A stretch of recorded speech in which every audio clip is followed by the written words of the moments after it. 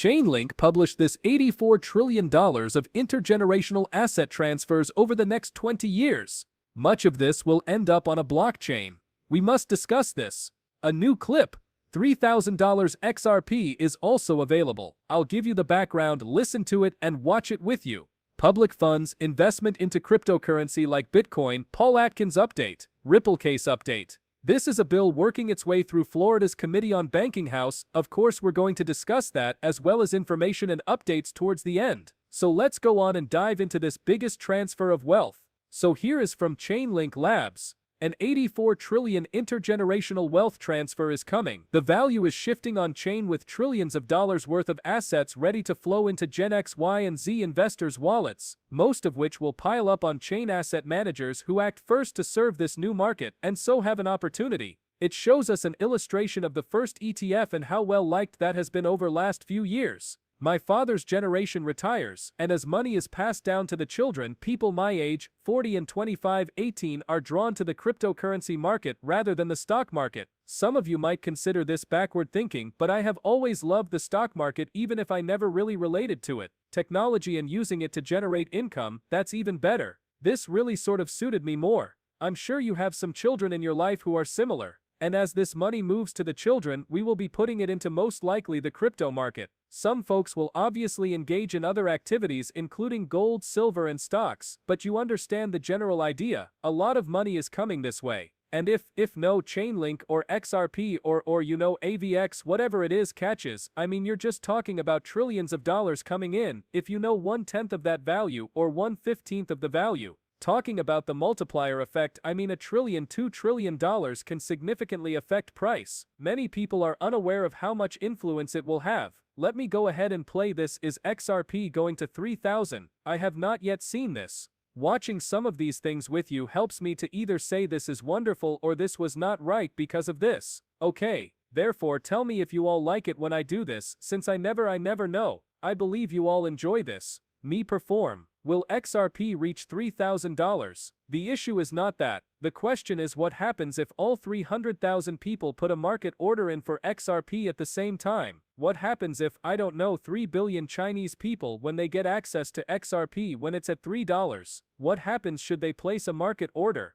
XRP resembles cash. That makes it a commodity, like soybeans, like silver, like gold. It's demand and supply. Everyone is constantly saying, oh wow, the XRP math says blah blah blah. No one. Let's just call it a good kind of money and it'll stop rising when the last person is in. And given that it has only been rising for a week, I suppose that's quite far off. Sure, I mean there is useful material there. There are many what ifs which I am not particularly thrilled about. Like what if we stayed in the SWIFT system and it's 2100 and we're living in the 1900s and we never moved to this new payment system? Not really. What if, say, tomorrow the planet ended? Living in the what if universe is impossible. All we can do is take facts-based information and try to apply reason to it and make the best decisions we can out here. Paul Atkins is speaking here. He will strive for a strong regulatory foundation for digital assets. The SEC's new head is now this. Thus, our economy is at a turning point. Now that President Trump is in charge, people here at home and all around are eager to invest in America, as are companies and entrepreneurs.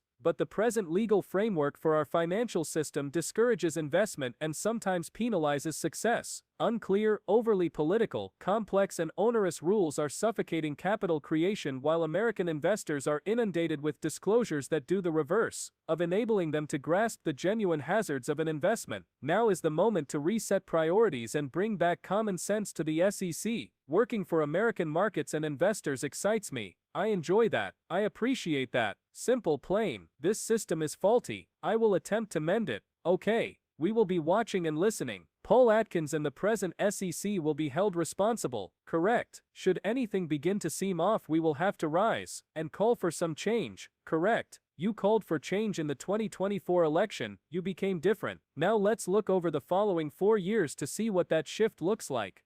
Some of the things he's discussing about investment in America. I don't believe the tariff issues are beneficial to the markets. Though different White House officials are saying various things and no one truly knows, I'm happy we paused the tariffs for 90 days. There are just so many inquiries. What will happen daily? And that ambiguity surely does not mean capital in the United States at present. It means people questioning what will alter daily, and I believe that might be an issue not only for the stock market, the crypto market, and the bond market, but also for national security. When those things begin to simply crash and people's retirement they have been saving their whole lives is beginning to be destroyed, you have protests and these kinds of events, and it's not going to be simple. Allow me to inform you that. Okay. Let's carry on. Let's look at this. Cryptocurrency Barbie claims to be breaking Ripple news. Breaking Ripple and SEC news. The parties have submitted a combined motion to keep the appeal in. Oh, that is a lawyer term I don't understand. Abeyance. Whatever it is. This settlement is pending commissioner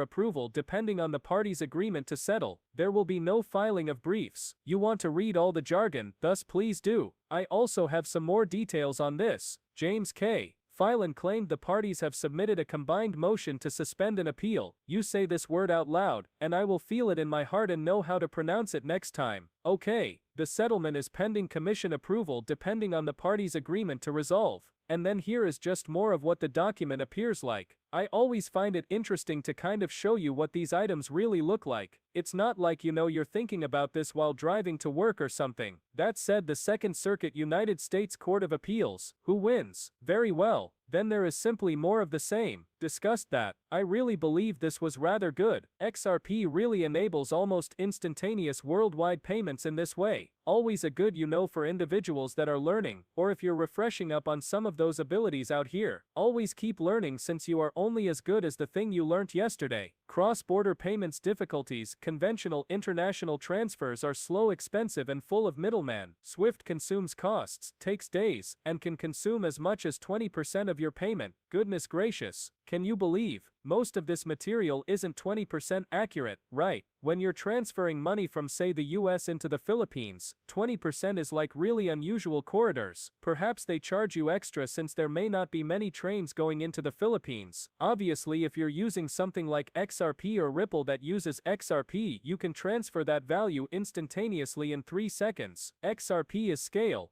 XRP is speed, efficiency, and liquidity. Ripple created XRP to serve as a bridge currency to remove inefficiencies and delays. Just real-time conversion. No pre-funded foreign accounts. No several correspondent banks. I mean, this is why Ripple was taken to court. Should we all not agree? Let us get on the same page. Is that all right? Of all the businesses in the blockchain sector, correct? You decided to pursue the firm that prioritizes compliance over all else. This choice seems illogical given that even among the top 10 some individuals have already served time, or some individuals who have examined to maybe be going to prison for certain frauds they have perpetrated in the cryptocurrency market, yet these individuals are permitted to carry on unscathed with their actions. Whether it was Ethereum, or whether it was the incumbent banks, or a mix of both. I would really like to know who is ultimately to blame for that. Correct. I mean, who can I go to my grave blaming for the SEC action? Was Ethereum, or was it Chase, or perhaps someone like that? I truly want to know. Chase, don't debank me. Don't debank me, please. Very well. The big picture workflow here is how a cross-border XRP payment network operates, all via the XRP ledger and RippleNet USD XRP Euro. The sender's money is immediately converted and sent worldwide. Let me just say really fast, I love Chase. Please, don't shoot me. Waking up tomorrow to find you saying, oh, my money has to be transferred out, is not something I desire. Wouldn't that be terrible? Right. First step, start the payment. Using RippleNet, a bank or corporation sends a US dollar. RippleNet links to local payout markets and worldwide partners. Imagine it as a quick 2.0 constructed on blockchain ledger. The second step is to use the XRP ledger's built index to change US dollars into XRP. XRP replaces USD. Ordering books and pathfinding algorithms is the most efficient conversion path.